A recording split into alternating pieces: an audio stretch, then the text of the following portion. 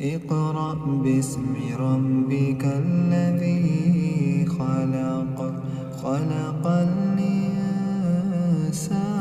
من علق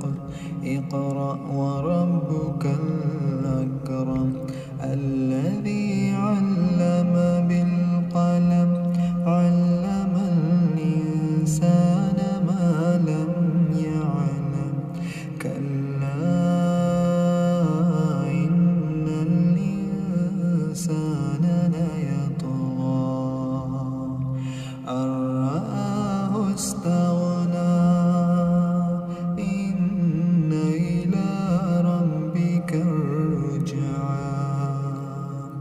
أرأيت الذي ينهى عبدا إذا صلى أرأيت إن كان على الهدى أو أمر بالتقوى أرأيت إن كذب وتولى ألم يعلم بأن الله يرى كلا لئن لم ينته لنسفعا بالناصية ناصية